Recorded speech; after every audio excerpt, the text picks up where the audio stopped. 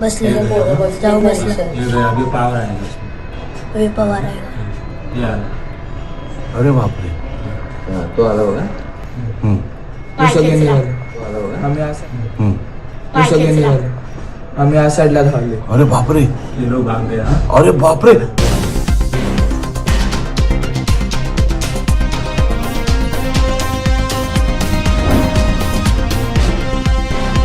नमस्कार, सत श्री अकाल, आदाब। मैं हूं तमन्ना और आप देख रहे हैं द संकेत लाइव। आज जो खबर हम आपको दिखाने जा रहे हैं दोस्तों, वो सिर्फ एक खबर नहीं बल्कि इंसानियत को झकझोर देने वाली घटना है।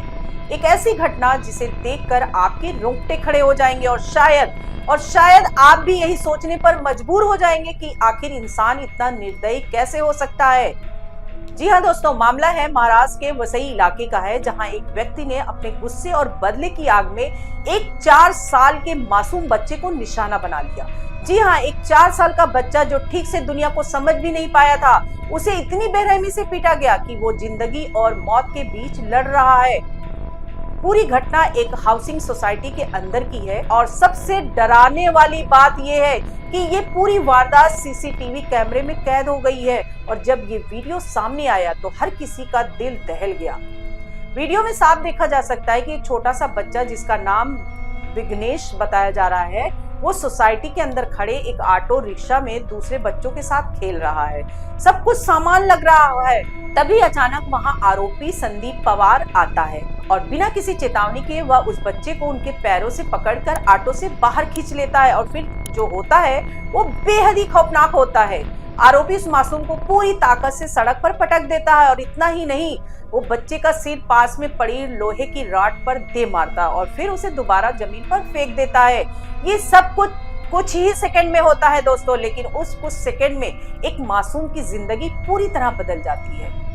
अब सवाल ये उठता है कि आखिर इस बच्चे की गलती क्या थी?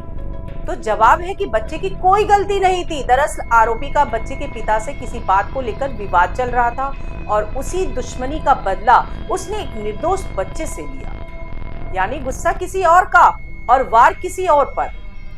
ये सिर्फ अपराध नहीं है दोस्तों, यह इंसानियत के खिलाफ सबसे बड़ा अपराध है। और घटना के तुरंत बाद बच्चे को गंभीर हालत में मीरा रोड के अस्पताल में भर्ती कराया गया, जहां उसे आईसीयू में रखा गया है। डॉक्टरों के मुताबिक उसकी हालत अभी भी गंभीर बनी हुई है और उसका इलाज जारी है। वहीं पुलिस ने आरोपी संदीप पवार को गिरफ्तार कर लिया है और उसके खिलाफ मामला दर्ज कर लिया गया है।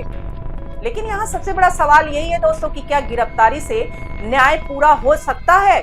क्या उस मासूम के दर्द की भरपाई हो सकती है? और क्या ऐसे लोगों के लिए सिर्फ जेल ही काफी सजा है? इस घटना ने कई गंभीर सवाल खड़े कर दिए हैं दोस्तों। पहला सवाल ये कि समाज में बढ़ती हिंसा और गुस्से का स्तर आखिर कहां जा रहा है? छोटी छोटी बातों पर लोग इतना आक्रामक होते जा रहे हैं कि उन्हें ये भी फर्क नहीं पड़ता कि सामने बच्चा है या बड़ा। और दूसरा सवाल ये है कि क्या हमारे समाज में बच्चों की सुरक्षा सच में सुनिश्चित है? और अगर एक हाउसिंग सोसाइटी के अंदर इस तरह की घटना हो सकती है तो फिर खुले सार्वजनिक स्थानों की स्थिति क्या होगी? और तीसरा सबसे महत्वपूर्ण सवाल ये है कि क्या कानून ऐसे अपराधों के लिए पर्याप्त सख्त है?